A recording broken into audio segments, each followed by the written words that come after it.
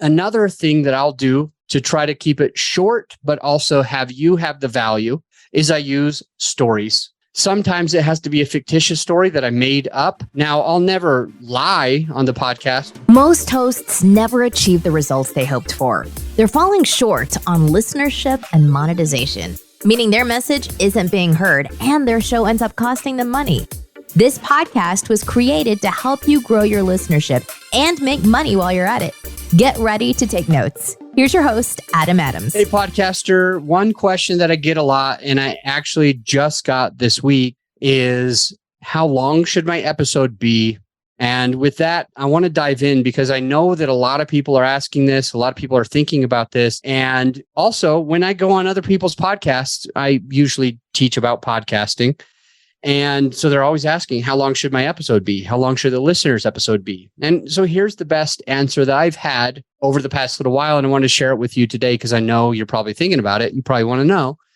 And how long should it be? It should be as long as it takes to give good value. So I am recording a few solo episodes today, and I block out about I block out on average about 30 minutes for each solo episode. And I got 5 or 6 that I'm recording today. So I can really batch them and record more than I need to produce so I can have a bank account of episodes. And as I sit here and as I record these episodes, how long am I doing them? Well, I'm trying to keep them as short as I can, as long as my listener, as long as you still get the value. So I try to cut it down, condense it, make it fast, but also make sure that everyone listening understands exactly what the point was for the podcast. They've got takeaways.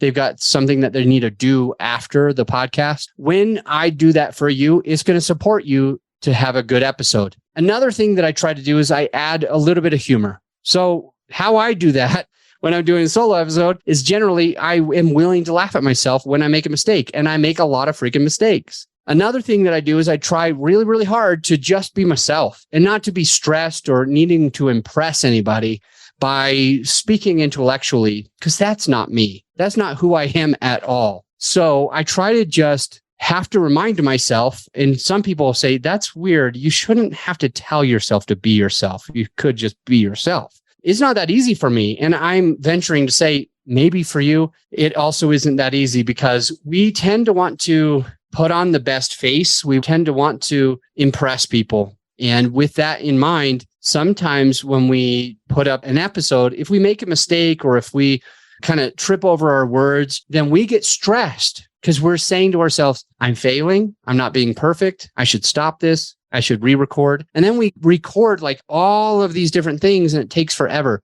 So one of the ways that I do that is I try to be myself. Another thing that I'll do to try to keep it short, but also have you have the value, is I use stories. Sometimes it has to be a fictitious story that I made up. Now, I'll never lie on the podcast. When I make up my stories, I use cartoon characters or cave people.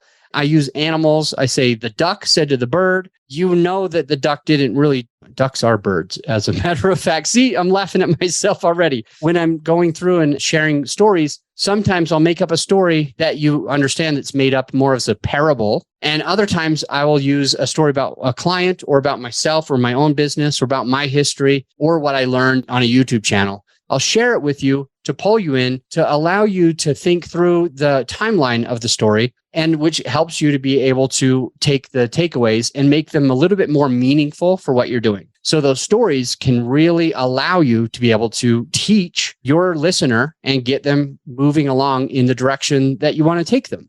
So I'll be myself, I'll be funny, or I'll kid around when I have guests. I'm playful and jovial, and I just try to have a good time. And that allows my listener, that allows you to connect with me a little bit easier. It allows you and I to basically feel like we're having a conversation together. And I know that that works because most of the time when a potential client goes to hire us, they say, I feel like I knew you. I feel like I've already known you for a long time because I've been listening to your podcast for like a year.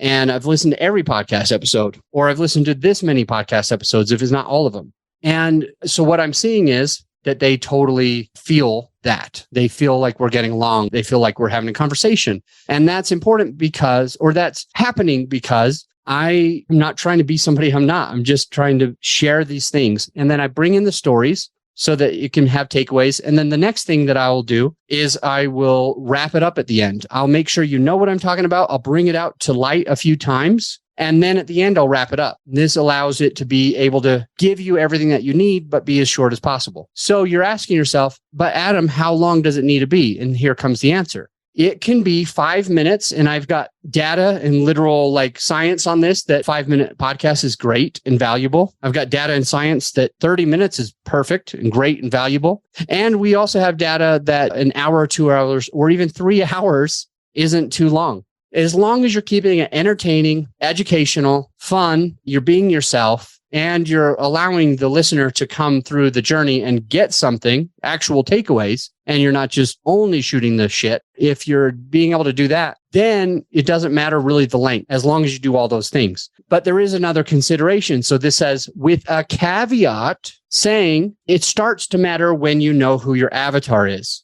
So if you've got an avatar that is really go, that really doesn't want the details, really doesn't need the data, you're probably going to come in with 2, 3, 4, 5, 6-minute episodes and be successful with it. If you've got the normal avatar, most people, is looking 20 to 40 minutes, right in that 30-ish minute range. And if you've got other avatars that just want to enjoy, just want to learn something, just want to be fly on the wall, then those 2-3 hour conversations for episodes will work for your listener, for your audience. So it really matters what type of podcast you have and who you serve and what they're looking for. But in general, the overwhelming biggest part to this is just keep it as short as you can while giving the takeaways. I'll see you on the next episode. Oh, hey, because 3 of my clients came to me recently looking to find a way to have their podcast make them money instead of cost them money, we put together a resource for some of our clients, and I want to give it to you as well. It's something that did actually seem to help, because one of them is now making $2,600 a month, another one's $4,500 a month, and the third is making between $5,000 and $10,000 each month. And so it's been a resource that's been incredibly valuable to them. It's our sponsor sheet template. It's a template of a sponsor sheet, and it gives you something that you can hand to potential sponsors and hopefully also be making $2,600, $4,500, or between $5,000 and $10,000 regularly each month with your podcast. So this has been a contributing factor to helping all 3 of those clients turn their podcast into an additional income stream for them. And the way that you can find it is just going to our website, growyourshow.com, but put in /templates, growyourshow.com/templates. And then you can actually download that template and others that could be valuable to your podcasting experience. I'll see you on the next episode.